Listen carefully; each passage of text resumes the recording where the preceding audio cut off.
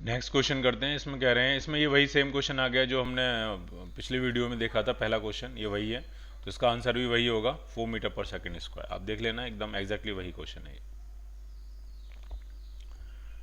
Next question में कह रहे हैं एक हॉरिजॉन्टल फोर्स है, एफ मैग्नीट्यूड है उसका, and constant direction acts on a body M which is initially at rest at point on O on a smooth horizontal surface. और force जो है उसका magnitude b plus alpha t है। T आपका time है, alpha beta positive constant है। तो t time में बॉडी डिस्टेंस कितनी ट्रेवल करेगी वो आपको बताना है, ठीक है। तो कैसे करेंगे, बहुत आराम से जाएंगे इसमें। तो एसलेशन अगर हम निकालेंगे तो एसलेशन आएगा फोर्स अपॉन मास। तो एसलेशन आपका आ जाएगा 1/m times beta plus alpha T. ये है एसलेशन। एसलेशन को क्या लिख सकते हैं, एसलेशन को लिख सकते हैं dv/dt। तो dt को उधर ले जाके इंटीग्रेट कर देते हैं।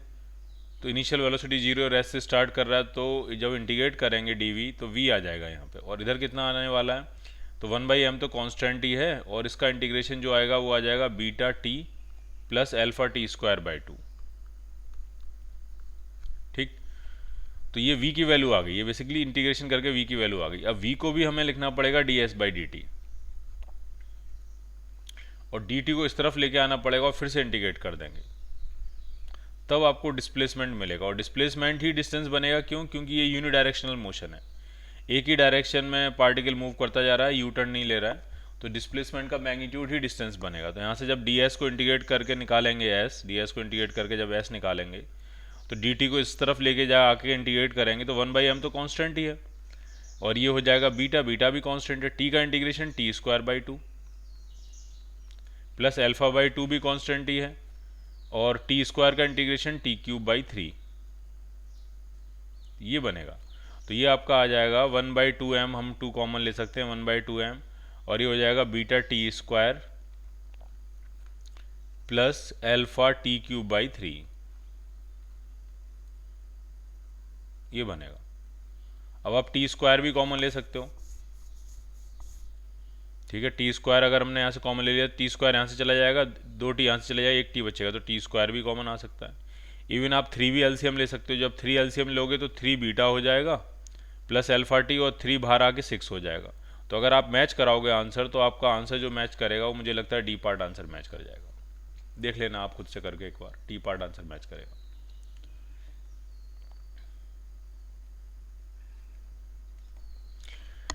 नेक्स्ट क्वेश्चन में कह रहे हैं, in the figure if block A and wedge B will move with some acceleration, with same acceleration, then the magnitude of normal force between the block and the wedge will be, there is no friction between the block and the wedge moves on the horizontal surface as shown।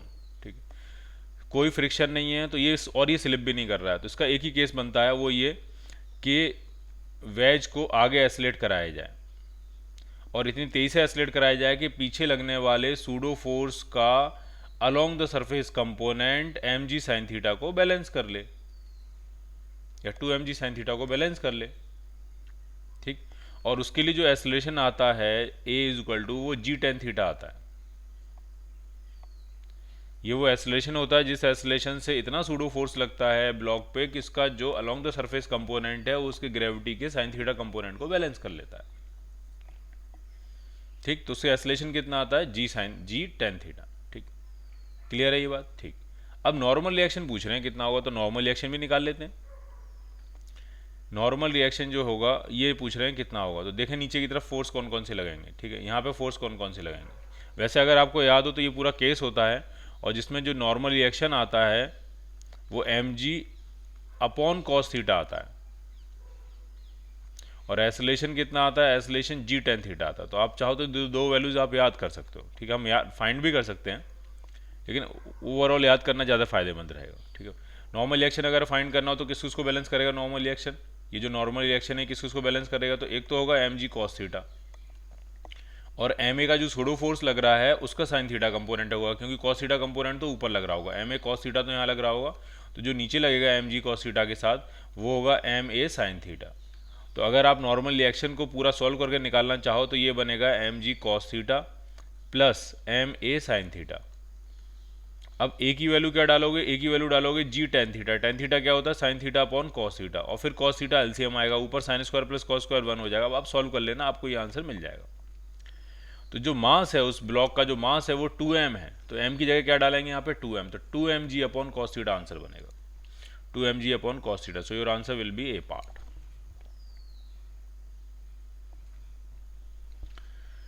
Next question में कह रहे हैं car is moving on a plane incline to 30 degree और the horizontal with an acceleration of 10 metre पर second square parallel to the plane. The bob is suspended by the string from the roof. The angle in degrees with the string makes with the vertical is. ठीक है, पहले diagram बनाएंगे क्या situation है। तो situation ये है कि एक कार है, उसको 30 डिग्री इंक्लाइन पे भेज रहे हैं इस तरह से, moving on incline plane parallel to the plane upwards. Okay, थोड़ा बड़ा बना लेते हैं, पेंडुलम भी लटकाना होगा ना, थोड़ा बड़ा बना लेते हैं। ये मान लिया कार है और ये ऊपर की तरफ एस्लेट कर रही है, कितने एस्लेशन से, 10 मीटर पर सेकंड स्क्वायर से। अब इसमें एक पेंडुलम है, इसमें एक पेंडुलम लटका हुआ है, उस पेंडुलम का वर्टिकल से एंगल बताना है आपको। ठीक, तो जरा देखते हैं पेंडुलम पे क्या क्या फोर्सेस लग रहे होंगे। तो अभी तो मैंने पेंडुलम कहाँ जाएगा थोड़ा समझ लेते हैं। वैसे अगर कार मूव नहीं कर रही होती, कार अगर मूव नहीं कर रही होती तो पेंडुलम जो है ऐसे वर्टिकली हैंग कर रहा होता है यहाँ पे ऐसे। अब कार ऊपर एस्लेट कर रही है, ऊपर की तरफ एस्लेट कर रही है, तो सूडो फोर्स नीचे की तरफ लगेगा, तो पेंडुलम थोड़ा पीछे की तरफ हो जाएगा स्विंग। तो वर्टिकल से पेंडुलम कहीं यहाँ पहुँच गया लेट से, ये आपका पेंडुलम हो गया।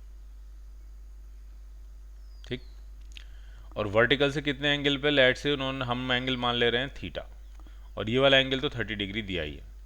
अब जरा फोर्सेस देखते हैं क्या क्या लग रहे हैं। तो उस पर दो फोर्स लग रहे होंगे, एक तो सूडो फोर्स लग रहा होगा ये पीछे की तरफ, ठीक, मास m और एक्सेलरेशन 10 है, तो m इंटू 10 का ही सूडो फोर्स लग रहा होगा, और एक वर्टिकल डायरेक्शन में फोर्स लग रहा होगा mg का, तो ये भी m इंटू 10 का बनेगा।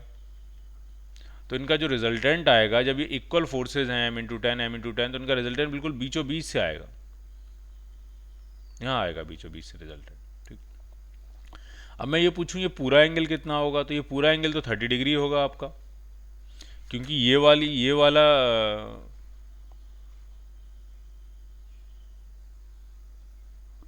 ये वाली जो ये जो लाइन है वो तो सरफेस के पैरेलल ही होगी, और सरफेस जो है वो हॉरिजेंटल से 30 एंगल बना रही है, तो ये वर्टिकल से 60 डिग्री हो जाएगा, ये एंगल 60 डिग्री होगा। ठीक है, ध्यान से देखना क्या कहा मैंने ये कहा कि ये जो फोर्स लग रहा है सूडो फोर्स, तो ये तो सरफेस के पैरेलल लगेगा, यानी ये वाली लाइन और ये वाली लाइन पैरेलल है आपस में, और ये वाली लाइन हॉरिजेंटल से 30 डिग्री एंगल बना रही है, तो वर्टिकल से कितना एंगल बनाएगी, तो वर्टिकल से बनाएगी 60 डिग्री एंगल, तो ये पूरा एंगल आपका 60 डिग्री होगा। अभी अगर पूरा एंगल 60 डिग्री और उनका रिजल्टेंट बीचों बीच से जा रहा है, तो वो 30 में 2 बार में डिवाइड करेगा, तो ये वाला एंगल भी 30 डिग्री हो जाएगा और ये वाला एंगल भी 30 डिग्री हो जाएगा। तो वर्टिकल से रिजल्टेंट फोर्स का एंगल 30 डिग्री आ रहा है, तो टेंशन तो उसके अपोजिट ही होगा, तो ये वाला एंगल भी कितना बनेगा आपका 30 डिग्री बनेगा। तो बिना कैलकुलेशन के हमने आंसर फाइंड किया डायग्राम बना के सिर्फ, और वो आंसर कितना आएगा आपका 30 डिग्री।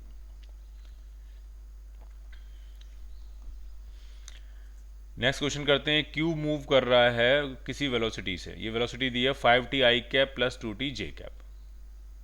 ठीक, इसका मतलब इसके पास एक्सेलरेशन हॉरिजेंटल में भी है, इसके पास एक्सेलरेशन वर्टिकल में भी है। ठीक, हॉरिजेंटल में एक्सेलरेशन कितना होगा, तो वेलोसिटी अगर 5t है तो हॉरिजेंटल में एक्सेलरेशन 5 हो जाएगा।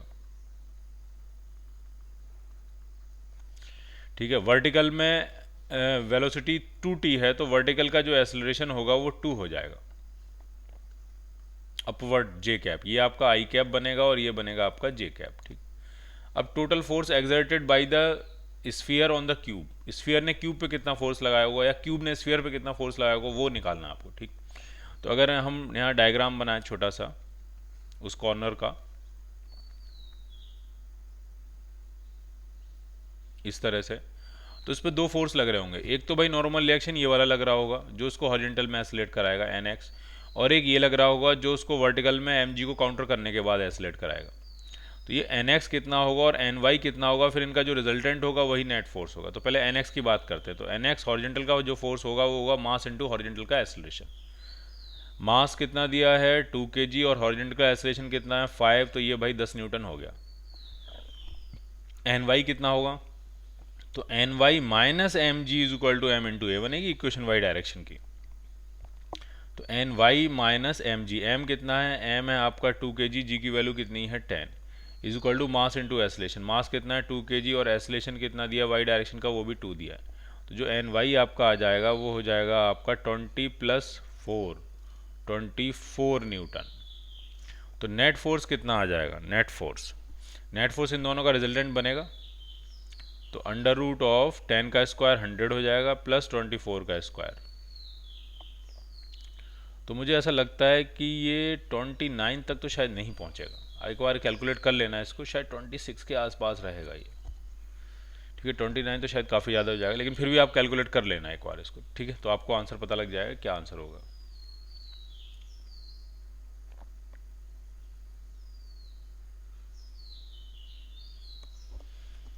नेक्स्ट क्वेश्चन में कह रहे हैं एक लिफ्ट है, उसका टोटल मास m है, is raised by cables from rest through a height h, the greatest tension with the cables can safely bear is eta M G, eta times n times जो है वो maximum tension beer कर सकते हैं। तो इससे आपको मैक्सिमम एसलेशन पता लग जाएगा।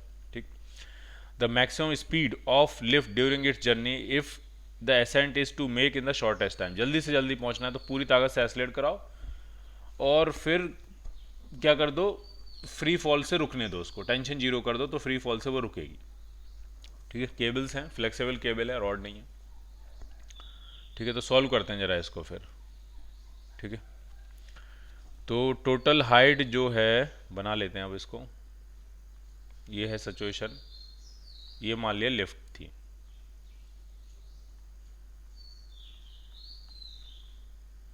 टोटल हाइट कितनी है, टोटल हाइट है h, मैक्सिमम टेंशन, तो जरा पहले मैक्सिमम एसलेशन निकालते हैं, एसलेशन कितना होगा। तो मैक्सिमम एसलेशन हो जाएगा N M G minus M G upon M, तो ये आपका बन गया n-1 टाइम्स जी, ये हो जाएगा एसलेशन। तो ये एसलेट करेगा किसी हाइट h1 तक।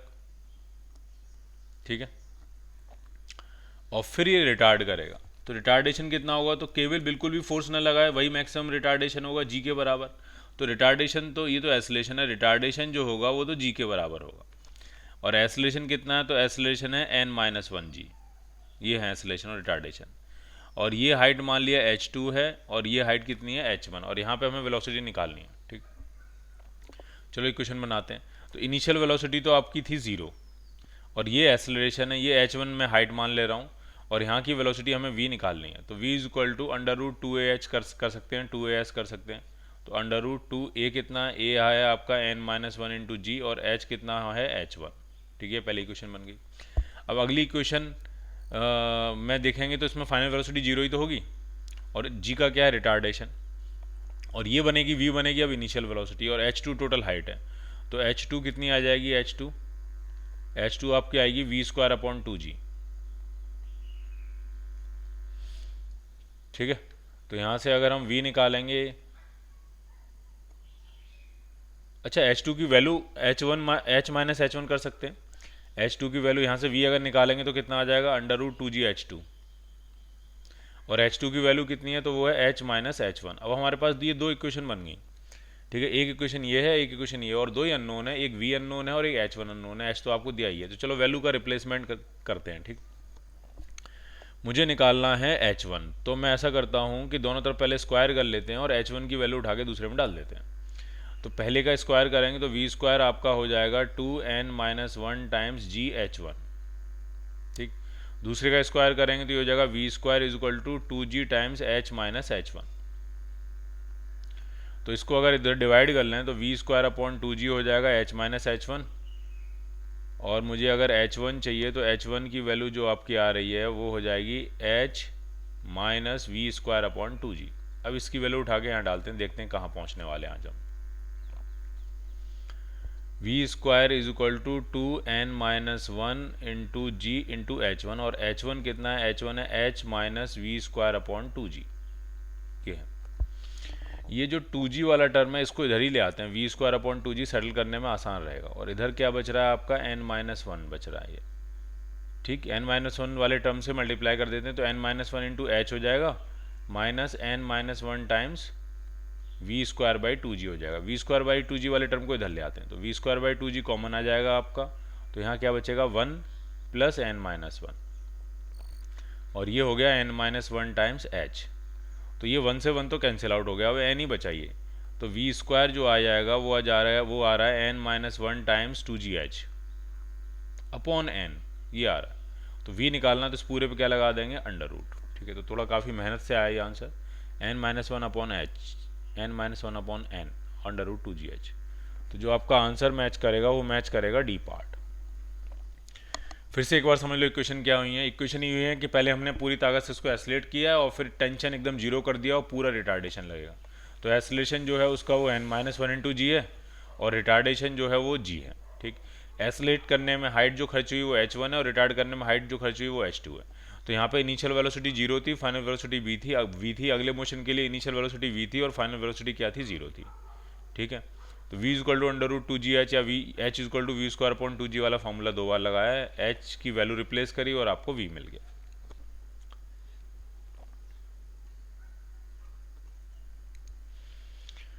नेक्स्ट क्वेश्चन करते हैं। Block of mass m lies on a wedge of mass capital M which lies on a fixed horizontal surface. The wedge is free to move on the horizontal surface.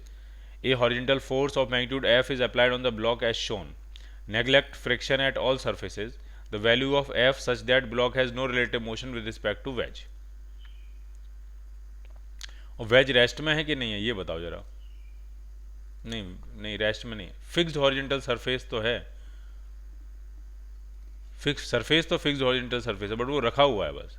और veg भी free है move करने के लिए और horizontal force हमने F apply किया है ब्लॉक पे इस तरह से, और वेज और ब्लॉक के बीच में रिलेटिव मोशन नहीं है ये कह रहे हैं और एफ की वैल्यू पूछ रहे हैं। तो जरा बना लेते हैं इसको।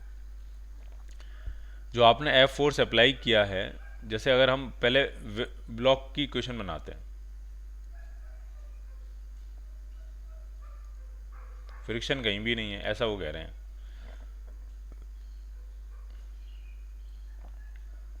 इसको आगे बढ़ा के दिखा देता हूँ फोर्स को। ठीक है,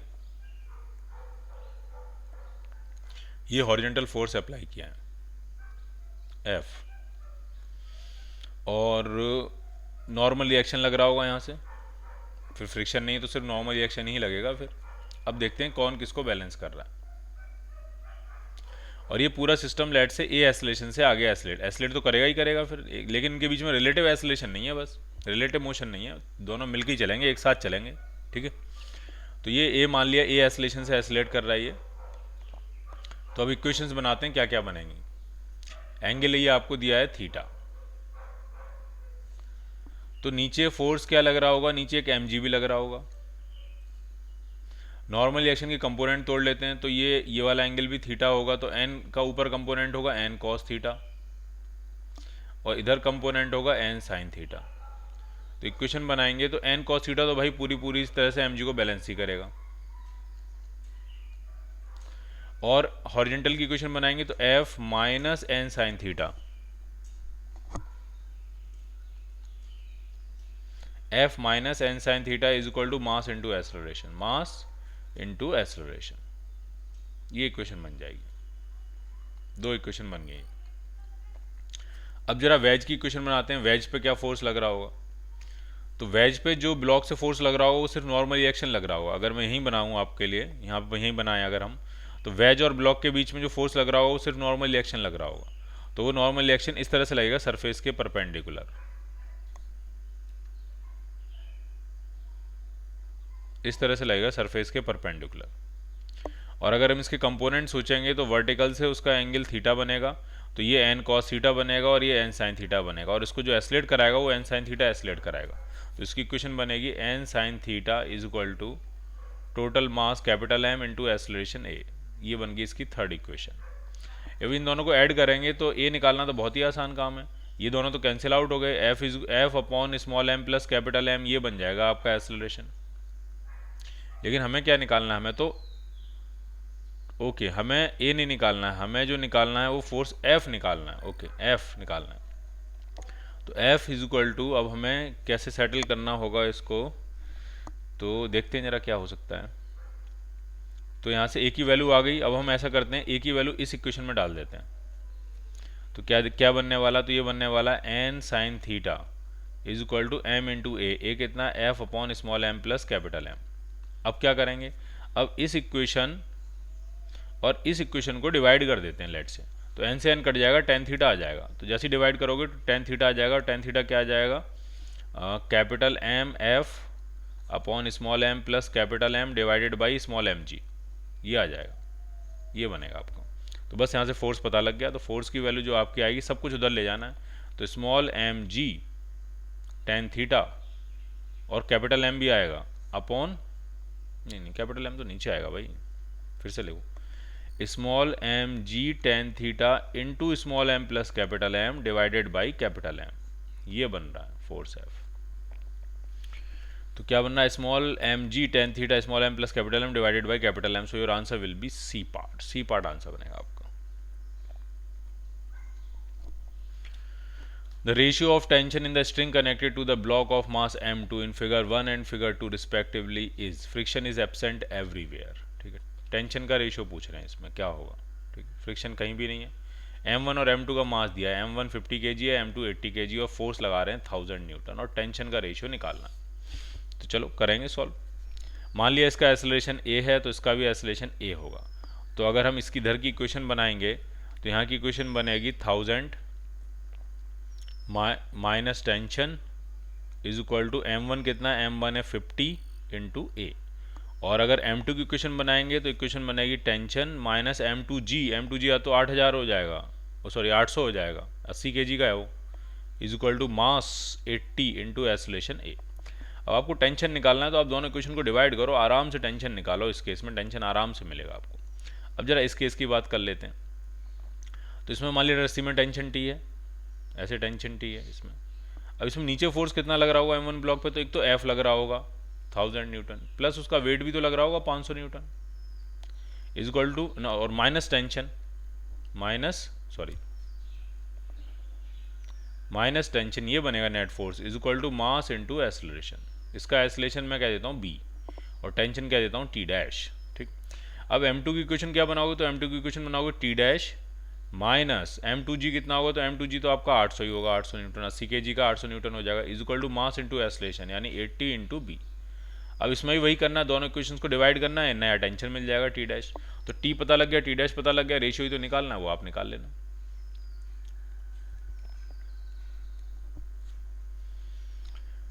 नेक्स्ट क्वेश्चन करते हैं। इसमें क्या, दो अनइक्वल मासेज हैं, are connected on two sides of a light string passing over a light and smooth pulley as shown in a figure. The system is release from rest, the larger mass is stopped 1 second after the system is set into motion. ठीक है, इसको release किया गया है हमने, बहुत अच्छा question होता है ये। और इसमें 2 kg नीचे की तरफ एस्लेट करना शुरू करेगा, 1 kg ऊपर की तरफ एस्लेट करना शुरू करेगा। हम एस्लेशन भी निकाल सकते हैं कितना होगा, तो एस्लेशन हो जाएगा 2 - 1 अपॉन 2 + 1 इंटू जी, तो ये आ जाएगा g/3। ठीक, 1 सेकेंड की बात चल रही है, 1 सेकेंड में कितनी वेलोसिटी गेन कर लेंगे, 1 सेकेंड बाद सिस्टम को कुछ किया है उन्होंने, तो 1 सेकेंड में वेलोसिटी आ जाएगी v = u तो प्लस u तो 0 ही होगा at, तो ये g/3 यानी 10/3 मीटर पर सेकेंड की वेलोसिटी आ जाएगी। तो ये 10/3 से नीचे मूव कर रहा होगा, ये 10/3 से ऊपर मूव कर रहा होगा। अब अचानक से आपने क्या किया, अचानक से आपने इस 2 kg वाले मास को एकदम से रोक दिया और फिर तुरंत छोड़ दिया। तो जैसे ही आप इस 2 kg वाले मास को सडनली नीचे से हाथ लगा के आपने रोका इसको इस तरह से और फिर अचानक से हटा दिया, तो होगा क्या, स्ट्रिंग में टेंशन तुरंत जीरो हो जाएगा, क्योंकि इसकी वेलोसिटी तो आपने सडनली जीरो कर दी, इसकी वेलोसिटी सडनली जीरो कर दी, और ये तो 10/3 से मूव कर ही रहा था। तो जब ये 10/3 से ऊपर की तरफ मूव कर रहा था और इसकी वेलोसिटी जीरो कर दी, तो स्ट्रिंग एकदम से लूज हो जाएगी और फिर आपने इसको छोड़ दिया और पूछ रहे हैं कितनी देर के बाद स्ट्रिंग में दोबारा से टेंशन आएगा, कितनी देर के बाद स्ट्रिंग में दोबारा से टेंशन आएगा। तो ये तो जाएगा आपका फ्री फॉल में, ये तो जाएगा, इसका एक्सेलरेशन क्या होगा, g नीचे की तरफ, और इसका एक्सेलरेशन भी क्या होगा, g होगा नीचे की तरफ। दोनों ही किस में आ जाएंगे, आपके फ्री फॉल में आ जाएंगे। ठीक, और मैंने कहा कि चलो t0 टाइम के बाद स्ट्रिंग में दोबारा टेंशन आया, तो t0 टाइम के बाद, t0 टाइम में ये कितना नीचे गिर जाएगा, तो ये जो नीचे गिरेगा उतना ही ये ऊपर जाना चाहिए, तब दोबारा से टेंशन आएगा। जितना ये नीचे गिरे उतना ही अगर ये ऊपर जाएगा तब दोबारा से टेंशन आएगा। तो ये कितना नीचे गिरा t0 टाइम में, तो वो नीचे गिरेगा half G into T nought square, ये नीचे गिरेगा। अच्छा वो ऊपर कितना जाएगा, वो ऊपर कितना जाएगा टी नॉट टाइम में, तो वो इसकी इनिशियल वेलोसिटी 10/3 मानी जाएगी। 10/3 into T nought minus half G into T nought का स्क्वायर। ये इक्वेशन आपको समझ में आनी चाहिए। स्ट्रिंग में पहले टेंशन था, बाद में एकदम से आपने इसको रोक दिया, रोकते ही ये तो वेलोसिटी से ऊपर मूव कर ही रहा था, जैसे ही ऊपर मूव करेगा रस्सी ढीली हो जाएगी, फिर आपने इसको छोड़ दिया, अब ये नीचे आएगा लेकिन ये ऊपर मूव कर रहा होगा, तो दोबारा से टेंशन कब आएगा, दोबारा से टेंशन तब आएगा जब इसका डिस्प्लेसमेंट जितना होगा और वही इसका डिस्प्लेसमेंट होगा, तब दोबारा से टेंशन आएगा। तो वही मैंने इक्वेशन लिखी है, नीचे इसका डिस्प्लेसमेंट होगा half G T nought square, ऊपर कितना होगा U T minus half G T nought square. अब इसको सॉल्व करते हैं, तो हम क्या करेंगे फिर इसको कि एक टी नॉट और एक टी नॉट कैंसिल आउट हो जाएगा, इस वाले टर्म को इधर लेके आएंगे तो half G T not G T not बन जाएगा, और इधर कितना आएगा, इधर आपका 10/3 आ रहा है, तो जो टी नॉट आपका आएगा 10 से जी कैंसिल आउट हो जाएगा, तो ये आ रहा है 1/3 सेकेंड। ये 1/3 सेकेंड में उस स्ट्रिंग के अंदर क्या आ जाएगा, टेंशन आ जाएगा। सो your answer will B D part.